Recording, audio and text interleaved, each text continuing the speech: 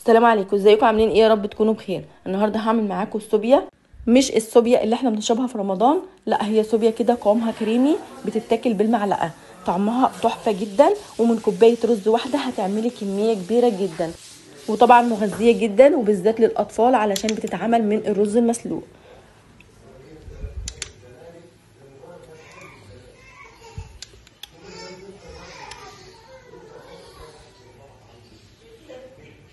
طبعا بنرش كده في الاخر او على الوش قرفه. طبعا هتقولي انا ما بحبش القرفه، انا كمان زيك ما بحبهاش، ولكن لما بتحطيها على الوش مش هتحسي بطعمها، طعمها لذيذ جدا، مش قادره اقول لكم طعمها حلو ازاي. يلا نبدا الطريقه مع بعض، سهله جدا. اول حاجه هنجيب كوبايه من الرز مغسوله ومتنشفه كويس. خليكم فاكرين ان نفس المج او نفس الكوبايه اللي هتستخدموها لغايه ما تخلصوا الطريقه. كل كوبايه رز هنحط 5 كوبايات من الميه ونغليهم على النار لغايه ما الرز بتاعي يكون حبايته عجنت بالطريقه دي.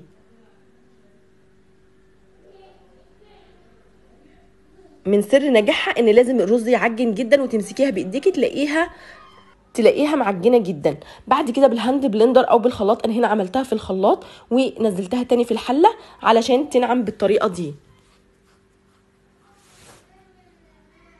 هي هنا كده لسه على النار. بعد ما تضربيها في الخلاط بتسيبيها على النار حوالي 5 دقايق علشان تدينا المطه اللي كلنا عارفينها في السوبيا.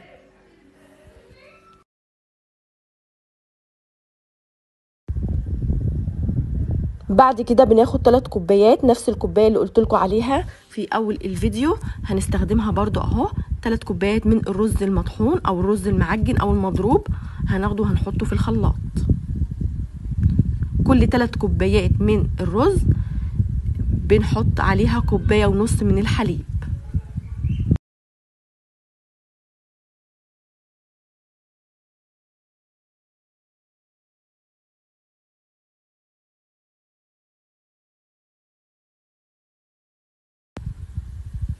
هننزل بقى ب1.5 كوبايه من الحليب، نفس المج زي ما قلت لكم علشان المقادير تكون مظبوطه جدا.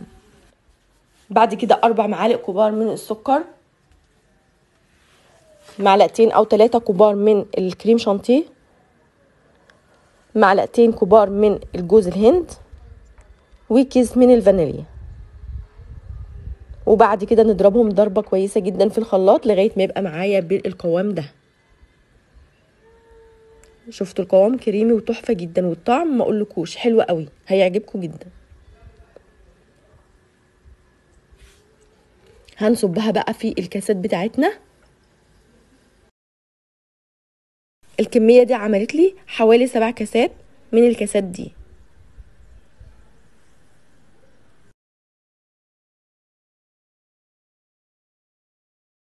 يعني بكوبايه رز بس عملت لي كل الكميه دي. طبعا هو ده القوام اللي انا عاوزاه. وبعد كده بقى بنرش رشه خفيفه كده من القرفه. هتقولي انا ما بحبش القرفه، هقولك وانا كمان ما بحبهاش، لكن في الطريقه دي طعمها حلو قوي. ممكن على فكره تقدميها للضيوف، هتعجبهم جدا وهتكون شكلها حلو جدا. لو انت عاوزه بقى الطريقه المززه هعملها لكم في فيديو تاني. هي بتكون نفس المكونات، ولكن بنضيف بس كوبايه من الزبادي وملح الليمون.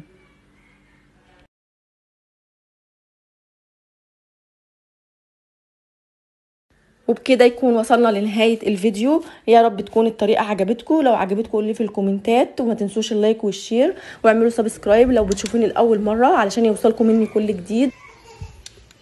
والسلام عليكم ورحمة الله وبركاته.